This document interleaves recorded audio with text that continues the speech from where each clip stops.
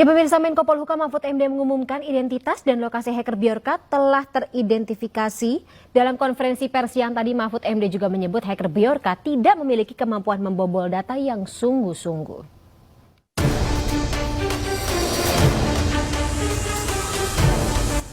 Menko Polhukam Mahfud MD menyampaikan bahwa Badan Intelijen Negara dan Polri berhasil mengidentifikasi identitas dan lokasi hacker Bjorka. Dalam konferensi pers yang tadi, Mahfud meyakinkan publik bahwa data yang tersebar bukanlah data rahasia negara, karena disebutkan Mahfud, hacker Bjorka tidak memiliki kemampuan membobol data yang sungguh-sungguh. Sementara itu, untuk menangkal serangan cyber, pemerintah mengambil beberapa langkah, diantaranya membentuk Satgas dan mempersiapkan Undang-Undang Perlindungan Data Pribadi.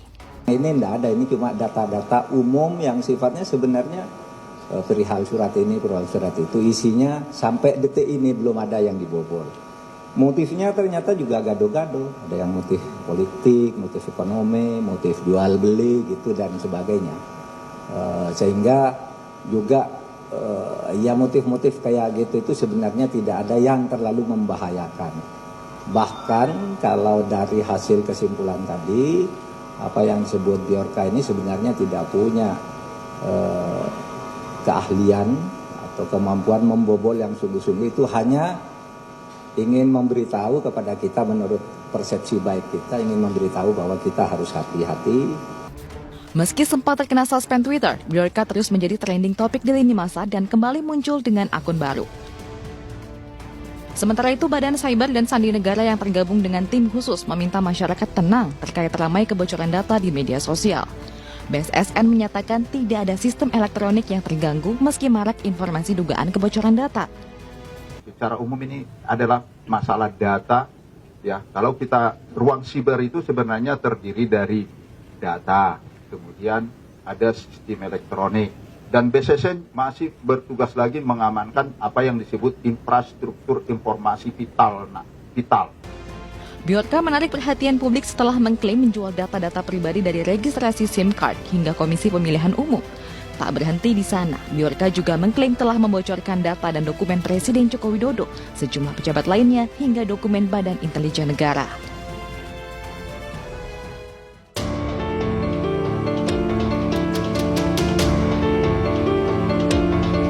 Sebelumnya, 105 data warga yang diduga dikelola KPU diduga dicuri hacker.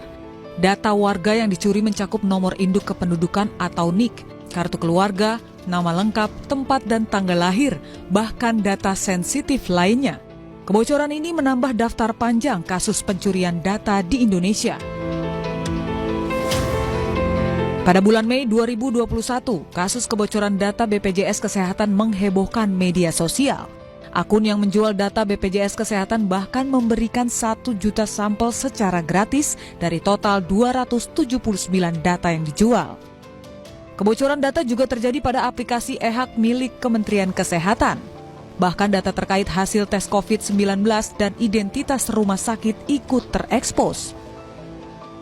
Sementara itu, pada bulan September 2021, warganet dihebohkan dengan beredarnya sertifikat vaksin Presiden Joko Widodo.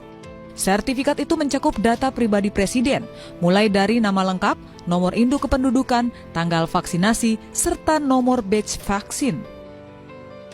Terbaru dugaan kebocoran data 1,3 miliar SIM card hingga 100 juta data penduduk Indonesia kembali menggegerkan jagat maya. Terkait dugaan kebocoran itu, Kominfo berdalih tidak memiliki aplikasi untuk menampung data registrasi prabayar dan pasca bayar. Tak hanya data masyarakat, pencurian data juga diduga terjadi dari Badan Intelijen Negara atau BIN. Dokumen berisi daftar nama dan identitas Intel BIN diunggah oleh hacker bernama Strovian. Terkait kebocoran data yang marak terjadi, Menteri Komunikasi dan Informatika Joni Plate menyebut kebocoran data bukanlah tanggung jawab kementeriannya. Joni menyebut kebocoran data merupakan tanggung jawab Badan Cyber dan Sandi Negara BSSN.